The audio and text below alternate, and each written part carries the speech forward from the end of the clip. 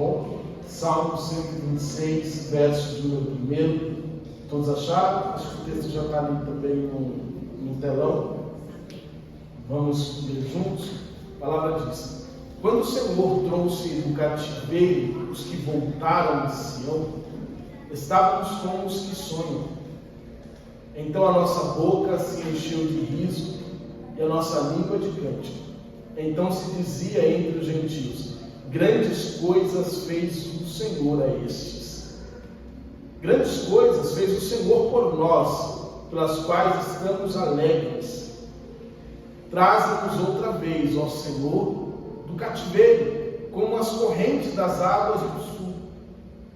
Os que semeiam em lágrimas cegarão com alegria. Agora o texto que nós usamos como base para a campanha, verso de número 6, ele diz: aquele que leva a preciosa semente, andando e chorando, voltará sem dúvida com alegria, trazendo consigo os seus golos. Se você pretende ouvir a voz de Deus, vamos fazer uma oração. Ore, irmãos, para que o teu coração não seja uma terra seca. Ore para que a palavra de Deus ela alcance você e mude o que for necessário na tua vida. Eu sei que a palavra de Deus é poderosa, a Bíblia compara ela com uma espada de 2 gumes que penetra na divisão da nossa alma e do nosso espírito, revelando tudo aquilo que está omisso ou escondido. Este é o poder que Deus tem de trazer à tona aquilo que te destrói, de sarar, de curar e renovar.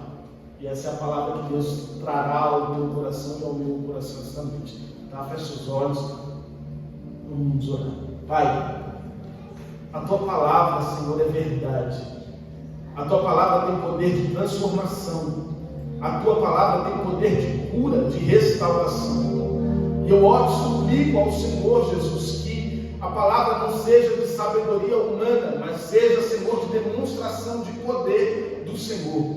Porque aquilo, Deus, que chamou a atenção dos ouvintes quando o Senhor pregava, era a autoridade que vinha do Senhor. A palavra que era reta, que vinha sem curva, sem direção, e produzia transformação na vida dos ouvintes. A mesma palavra pregada lá atrás, Senhor, seja também pregada aos nossos ouvidos hoje, e que ela produza em nós transformação, restauração, cura, em nome de Jesus. Em nome de Jesus. Amém. Glória a Deus. Nós já ouvimos aqui a palavra inicial falando a respeito de Salomão, falando a respeito daquilo que Salomão pediu a Deus, que foi sabedoria. Porque aquilo que estava sobre as mãos de Salomão era muito grande. A responsabilidade que estava sobre a vida daquele homem era uma responsabilidade que o natural não lhe permitia avançar. É por isso que ele pediu a Deus: Deus, me dê sabedoria que venha do Senhor. Primeira lição que eu aprendo, irmãos, hoje neste lugar, pedindo a direção do Espírito Santo, é que algumas áreas da nossa vida não dá para seguir com a força do nosso braço. Não dá para seguir com o nosso entendimento superficial das coisas. Os nossos olhos só conseguem enxergar aquilo que está à nossa frente, mas nós não temos a visão do mundo espiritual.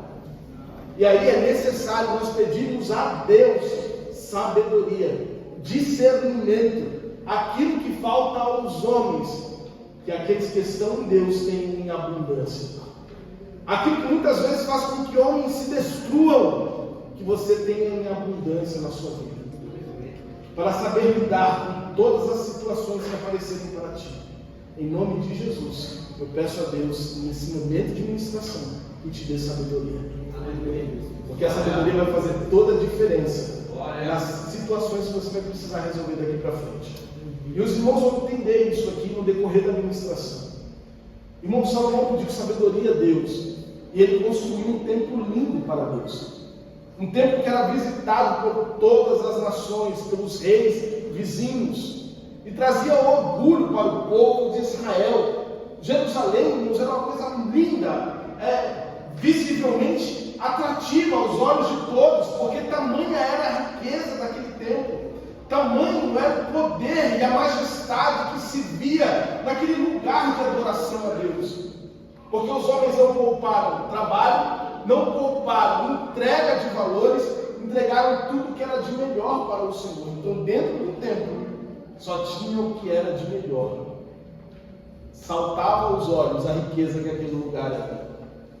Só que, irmãos, durante a trajetória da nossa vida, nós temos muitos convites para pecar, para errar.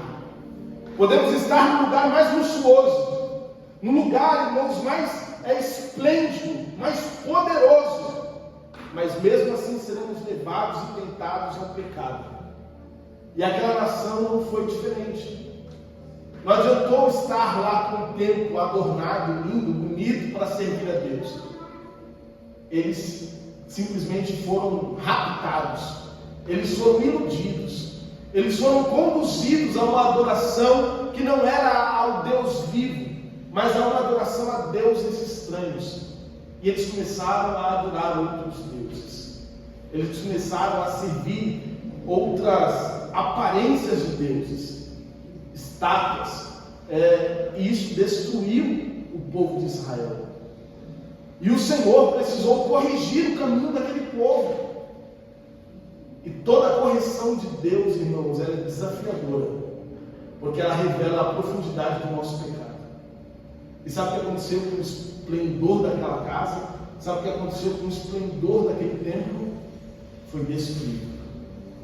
Nabucodonosor invadiu Jerusalém, sitiou Jerusalém, destruiu o templo, matou muitos e milhares de pessoas naquele lugar, deixou aquele lugar arrasado, em ruínas, e levou para a Babilônia aqueles que poderiam ser usados no templo, aqueles que eram de famílias nobres, que sabiam ler, que tinham instrução. Ele raptou e levou para a Babilônia, deixou Jerusalém destruída, sitiada, os muros, o templo, Israel e Jerusalém começou a passar fome.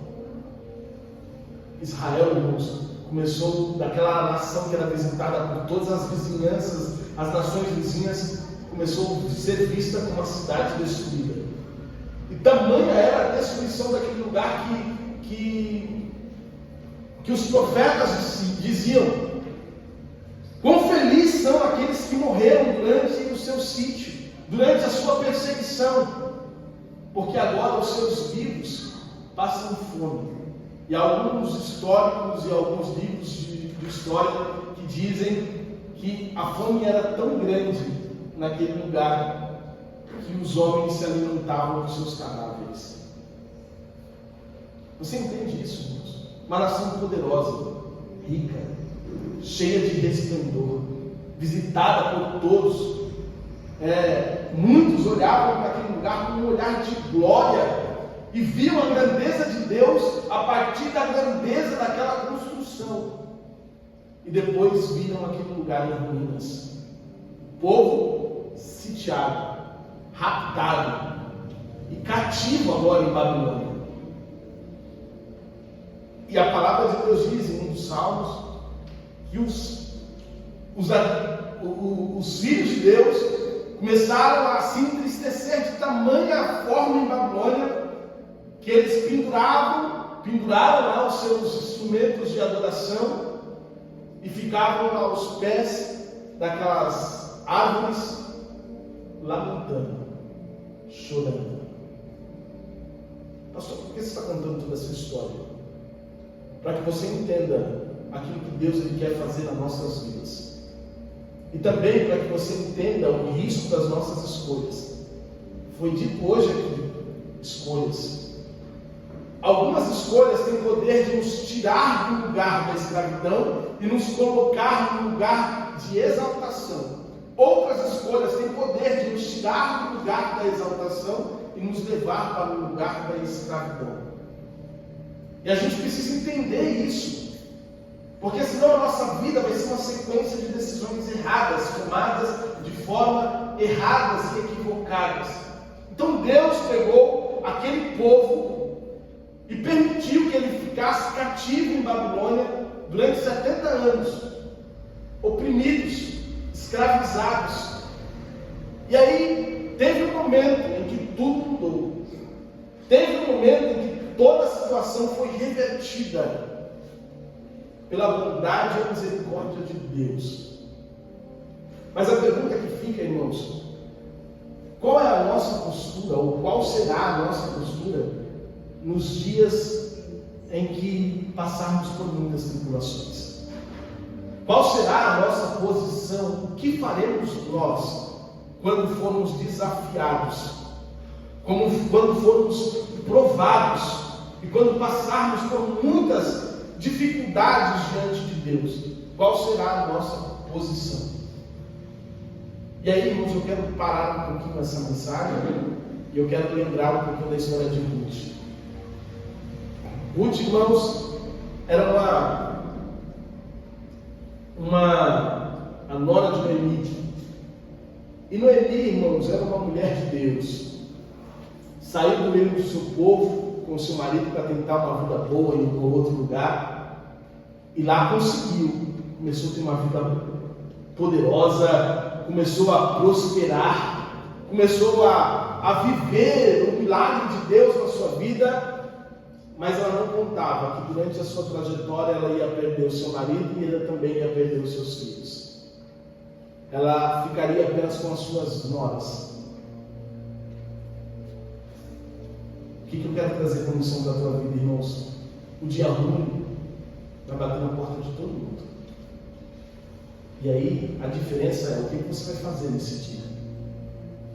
E era isso que o Senhor ministrava no meu coração.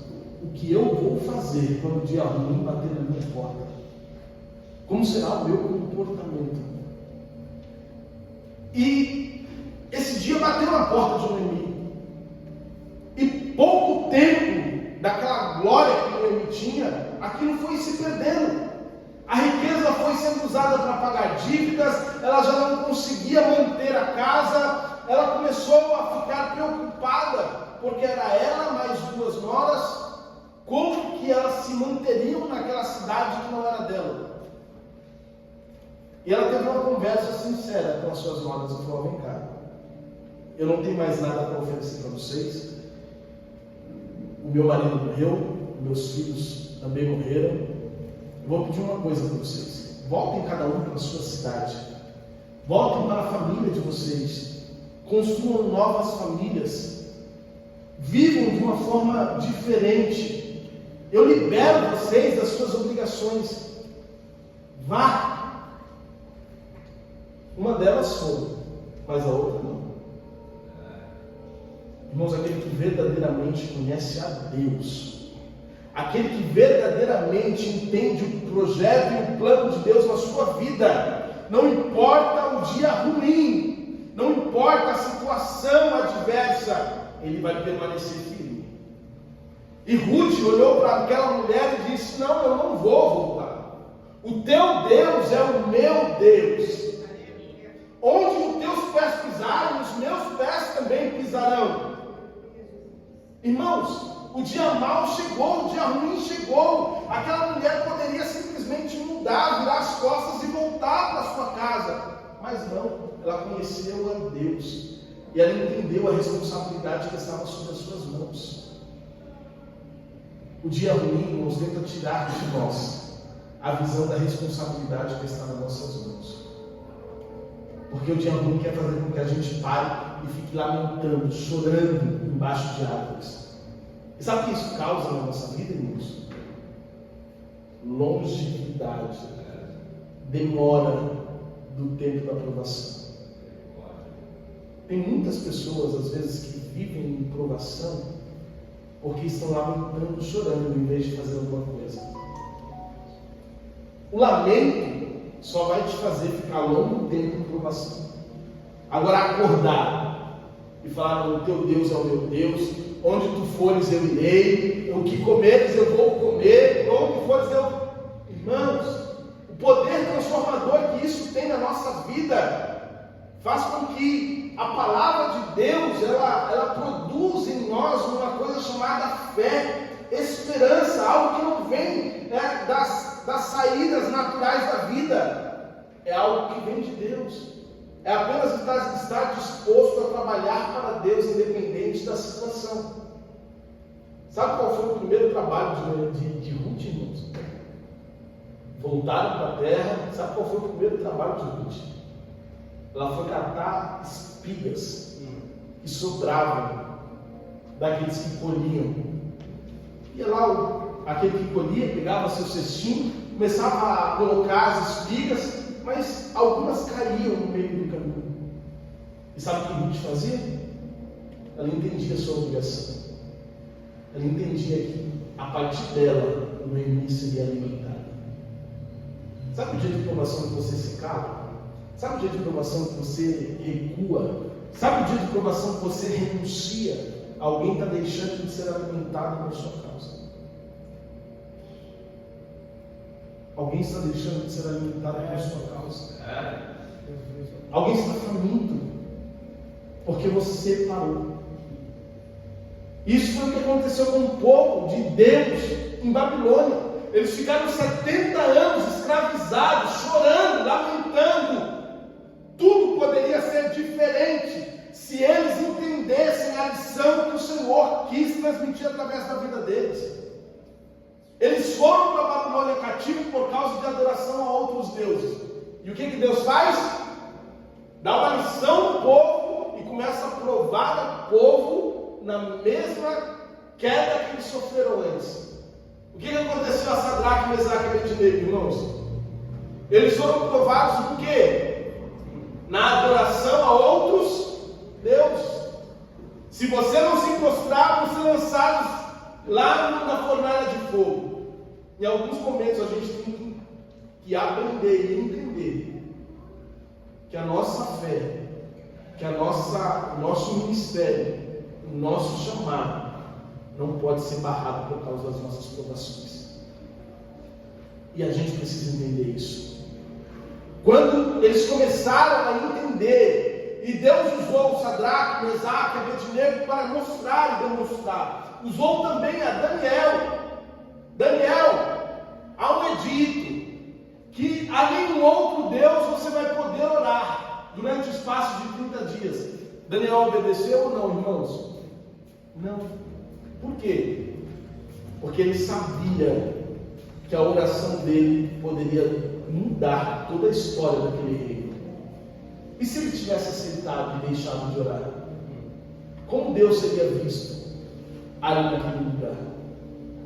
Você já parou para pensar, irmãos, que quando você para, que quando você pisa no freio, ou quando você olha para trás, alguém no seu entorno está sofrendo com isso? Às vezes você e mais alguém que ao seu entorno está sofrendo com isso. Voltando ali para Noemi, Ruth ela entendeu a obrigação dela. Ela começou a trabalhar, irmãos. Ela começou a servir, ela começou a colocar a mão na obra ali e falar: não, Noemi, não se preocupa, você vai ter o que comer hoje, porque eu vou lá no campo e eu vou pegar as espigas. Irmãos, mesmo que o trabalho seja árduo, mesmo que não seja honroso, mesmo que não produza glória, mesmo que aparentemente seja algo que vai exigir de você muito, e mesmo que não tenha reconhecimento nenhum, os maiores resultados são aqueles que são feitos no oculto, no secreto, onde ninguém vê. Sabe onde ninguém aplaude? Onde ninguém vê suas lágrimas ali, onde ninguém vê você plantando. E esse é o texto bíblico que Deus quer trazer para a sua vida. Quando você deixa de plantar, mesmo estando num momento de provação, a semente não cresce. 70 anos, irmãos, não são 7 dias, não são 70 dias, não são 70 meses, são 70 anos. É mais do que uma vida. E quantos de nós, irmãos, colhemos frutos amargos porque paramos de semear semente boa? Noemi começou Ruth, ela semeou uma semente boa, com lágrimas, com dificuldades, mas ela semeou uma semente boa. Ela falou: não, eu vou fazer. E todo o serviço, irmãos, ali diante de Deus, feito em provação, feito com trabalho árduo, Deus honra. Deus, Ele honra. Passou-se 70 anos, Deus visitou ali o povo em Babilônia. E depois de visitados por Deus, olha o que eles falaram. No verso 1. Quando o Senhor trouxe aos cativos de volta a Sião, estávamos como os que sonham. A nossa boca se encheu de riso, e a nossa língua se encheu de cântico de alegria. Então se dizia entre as nações: grandes coisas fez o Senhor por eles, grandes coisas fez o Senhor por nós. Depois de 70 anos, eles foram liberados. E eles voltaram. E eles saíram do lugar da prisão. Pastor, o que você quer dizer com isso? Às vezes dentro da igreja, irmãos, nós estamos aprisionados. Nós estamos cativos em algumas coisas. Se você não tem felicidade, se você não tem alegria, se você não tem contentamento, e mesmo assim está dentro da igreja, é porque tem algo na sua vida te aprisionando. Porque tem algo na tua vida te aprisionando. Pastor, eu sou crente, mas estou vivendo depressão. Pastor, eu sou crente, mas eu estou passando uma tristeza profunda na minha alma. É uma prisão que você está vivendo. Você está vivendo ainda debaixo de cativeiro. E para conseguir se libertar, você precisa assumir isso. Reconhecer o cativeiro que você está. Às vezes foi os seus pés que te levaram para lá. Assim como o povo de Deus foi levado ao cativeiro por causa das suas adorações a outros deuses. Às vezes nós somos levados ao cativo por causa de ações que nós mesmos produzimos. Essa semana eu tive a oportunidade, terça-feira agora. Os irmãos estavam aqui no meu ensino e eu estava lá. O rapazinho passou e pediu oração. Falou: pastor, você pode orar por mim? Eu falei: posso, pode. Aí ele começou a falar. Uma das coisas que ele me falou: pastor, eu sou afastado da igreja. Eu trabalhava na igreja. E hoje eu estou aqui fora, dependente químico. Eu estou com AIDS. E eu tenho vontade de voltar. Mas eu não consigo. A primeira pergunta que ele disse para mim foi: pastor, se eu voltar, Deus vai me curar da AIDS? Eu falei: não sei. Se ele curar, glória a Deus, você será curado. Mas e se ele não te curar? Você nunca vai voltar para a casa do Pai? Eu ouvi uma coisa, irmãos, essa semana, que eu fui profundamente ministrado por ela. Nós não somos levados pelo sentimento. Não é sentimento que tem que nos trazer para dentro da igreja. Eu adoro porque eu sinto a presença de Deus lá no culto. Algo de sobrenatural acontece, move dentro do meu ser e me dá vontade de chorar. Isso me impulsiona a estar lá dentro. Tá bom, irmãos? E se nada disso você sentir? O que te traz para aqui para dentro é a emoção? É sentimento? Ou é razão? Ou é a sua convicção que Jesus é o caminho, a verdade e a vida, e que fora dele não há outro caminho? O que te traz para dentro da igreja? É ouvir ministrações dizendo para você: eis que te digo, que Deus vai te transformar, vai te abençoar, vai te conceder, vai te curar, vai te libertar. É isso que te traz para cá para dentro? Então está tudo errado. Porque o que nos traz para cá, irmãos, é a oportunidade, é a intenção de um dia nós ouvirmos o nosso nome chamado por Ele no céu. Vinde benditos do meu Pai, possuir por herança aquilo que foi preparado para vós. É isso que tem que nos mover a estar aqui dentro. É a certeza que um dia estaremos com o Senhor nos ares. Mas não é um sentimento. Não é aquele momento de falar: não, eu estou em êxtase. Dá vontade de pular, dá vontade de gritar, dá vontade de correr, dá vontade de falar aleluia, glória a Deus. E tá bom, irmãos, e é aquele dia de provação. E quando vier o dia difícil, e quando você começar a olhar para tudo à sua volta, e aparentemente tudo está destruído, você vai parar de adorar?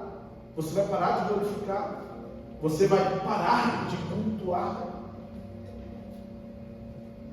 Tem um texto bíblico que diz: ainda que a figueira não produza,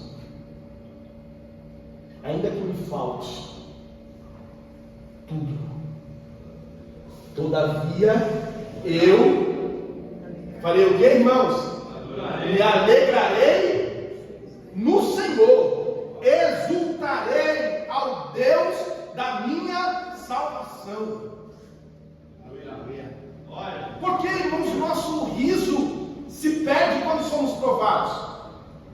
Porque a nossa alegria se vai quando nós passamos por duras provações. Porque em vez de buscarmos, em vez de orarmos, em vez de nos derramarmos, em vez de nos humilharmos, nós retrocedemos. É por isso que a palavra de Deus diz que se nós nos mostrarmos fracos nos dias das nossas provações, pouca será a nossa força ou a nossa fé. Tudo faz a diferença, irmãos. São exatamente nesses dias que nós mostramos para Deus se acreditamos no chamado, no poder da salvação, ou só nós estamos aqui por aquilo que o Senhor pode nos dar, pode nos oferecer. Algumas pessoas agiam assim. Estavam com Jesus quando Jesus falava: levanta e anda. Quando Jesus olhava para aquelas pessoas e falava: seja curado, seja liberto. E aquela multidão seguia Jesus. Mas quando Jesus ele intensificou a pregação e começou a dizer: aquele que não comer do meu corpo não faz parte comigo. O que ele queria dizer? Aquele que não vive as minhas palavras, esse não fará parte do reino dos céus. Aquele que diz que ama a Deus, mas aborrece o seu irmão, esse tal é mentiroso. Aquele que diz ama a Deus e não segue a sua palavra, esse também é mentiroso. Foram todos os ensinamentos que Jesus trouxe para nós. Aquele que não comer do meu corpo não é digno de mim. Às vezes, irmãos, nós queremos ser acalentados. Nós queremos que alguém pegue a gente no colo e fique nos mimando. Está tudo bem, é assim mesmo. Não, pode continuar, vai voltar. Nós, irmãos, estamos passando por uma geração que só quer seguir a Deus por aquilo que Ele pode oferecer.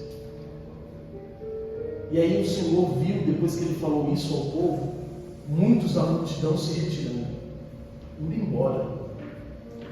E Jesus olhou para os discípulos e disse: está vendo? Estão indo embora. E vocês?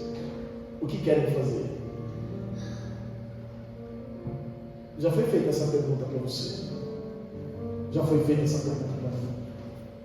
Quantas pessoas hoje estão fora da igreja porque passaram por alguma decepção dentro da igreja ou fora dela?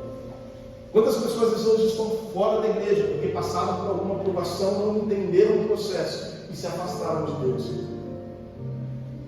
Sabe qual foi a resposta dos discípulos do Senhor? Senhor, para quem iremos nós? Se só o Senhor tem palavra de vida. Aleluia. Para quem você está se socorrendo? Para quem você está se socorrendo? Para onde estão correndo os seus pés? Está na hora de voltar. Porque não tem outro lugar para ir. Não tem outro Deus para você servir. Não tem outra direção para você trilhar, a não ser aquela que você já conhece. Às vezes nós precisamos apenas ser restaurados, renovados. E Deus ele restaurou a Israel. E quando eles foram tirados de Babilônia, o Senhor os levou de novo para a cidade. E eles falaram: Senhor, agora estamos como os que sonham. Porque na minha mente, Senhor, nós morreríamos cativos. Nós estaríamos ali presos para sempre. Sabe quando Satanás quer, irmãos, colocar na tua cabeça que não vai voltar mais, que a igreja Sabe aquele pensamento que vem na mente, que você nunca vai ter forças para voltar? O Senhor te traz e você começa a olhar e ter assim, saudade daquilo que você viveu. Aleluia. O Senhor trouxe de volta os cativos e eles olharam e eles responderam exatamente o que esse texto diz. Quando o Senhor trouxe os cativos de volta a Sião, eles disseram: estávamos como os que sonham, a nossa boca se encheu de riso e a nossa língua de cânticos de alegria. O Senhor quer te fazer sorrir de novo. O Senhor quer te fazer ter paz de novo. O Senhor quer te fazer ter esperança de novo, um novo sentido da vida. Porque não adianta ficar mais sentado, chorando, lamentando, sabe? Se questionando porque a minha vida não dá certo, porque o meu casamento não dá certo, porque nada que eu coloco a mão prospera. É porque você está longe e distante de Deus. Quando o Senhor resgatar você, você vai dizer como aqueles que voltaram para Sião: Senhor, agora estou como aqueles que sonham. Aí começa a vir um sorriso amarelo no rosto, e aí começa a se encher de gratidão e alegria ao coração. Você vai voltar a cantar, você vai voltar a se alegrar diante de Deus. Entenda essa palavra. Essa palavra não é à toa para você. Você não veio aqui à toa também. O Senhor Ele trouxe para a tua vida. Se você está no culto, vivendo tristezas, vivendo, sabe, aquele sentimento de agonia, de depressão, aquela coisa que não é normal, é porque você está cativo em alguma área da sua vida que precisa de libertação. Porque o normal do crente, irmãos, não é lamentação. O normal do crente não é tristeza, mas o normal do crente é sorriso, é alegria, é esperança, é força, é ser cheio do Espírito Santo. Olha o que o texto bíblico diz aqui, no verso de número 2 ainda. Então se dizia entre as nações: grandes coisas fez o Senhor por eles. Sabe quando os nossos olhos são limpos? Sabe de quando deles cai aquela capa que antes estava nos olhos? E a gente entende que longe do Senhor não há outro lugar para ir. E aí você entende que precisa voltar. E aí você volta. E Deus começa a mudar as coisas na sua vida. Começa a transformar tudo ao seu redor. Aqueles que estavam à sua volta vão dizer: grandes coisas fez o Senhor por eles. Sabe, aquele que te viu cativo, aquele que te viu preso, oprimido, lamentando, chorando, sem perspectiva de vida, sem nada, sem esperança, vai olhar para você dentro da igreja, transformado, renovado, curado, e vai ver mudança de Deus em todo o seu entorno. Ele vai começar a olhar e vai falar: grandes coisas fez o Senhor por eles. Oh, aleluia! E aí ele continua, verso de número 3 ainda: grandes coisas fez o Senhor por nós, e por isso estamos cheios de alegria. Verso 4: restaura a nossa sorte, ó Senhor, como as correntes do Negueb. E aqui é uma coisa importante, irmãos. Quando Deus entra, traz transformação, mudança, muda o nosso pensamento, muda a nossa forma de ver a situação, muda todo o nosso interior, a situação à nossa volta ainda continua a mesma. O que mudou foi o nosso coração.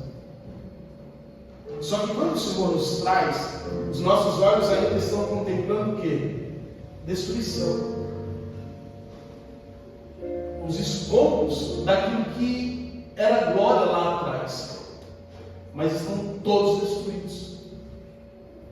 E depois de curado, depois de sarado, você precisa entender que você vai ter que orar por aquilo que Deus vai fazer e renovar. Tem um texto bíblico que eu gosto muito, irmãos, que fala a respeito da história de Jó. Jó, ele lamentou um pouquinho a situação que ele estava vivendo. E não é diferente. Todos nós, se passássemos por a situação dele, também lamentaríamos.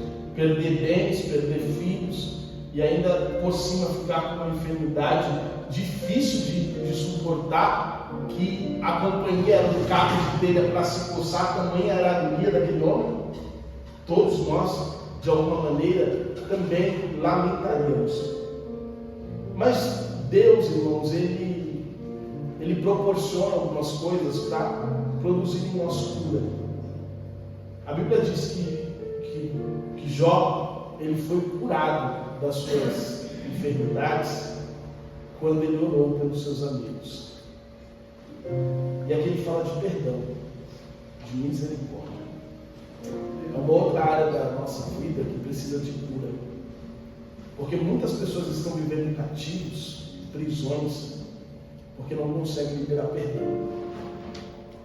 Porque não conseguem simplesmente olhar para o passado como algo que tem que ficar no passado. E tem te atormentado até hoje. E Deus, de forma muito clara, está dizendo aos teus ouvidos: saia desse cativeiro, porque senão nada de novo de Deus vai conseguir alcançar você. Libere perdão.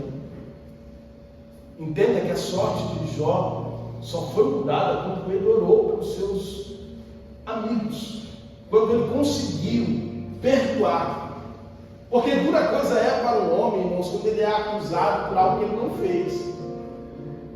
E Jó foi exatamente isso. Seus amigos falaram: Jó, para viver isso aí, você pecou, irmão. Para viver tudo que você está vivendo, teu pecado foi grande demais.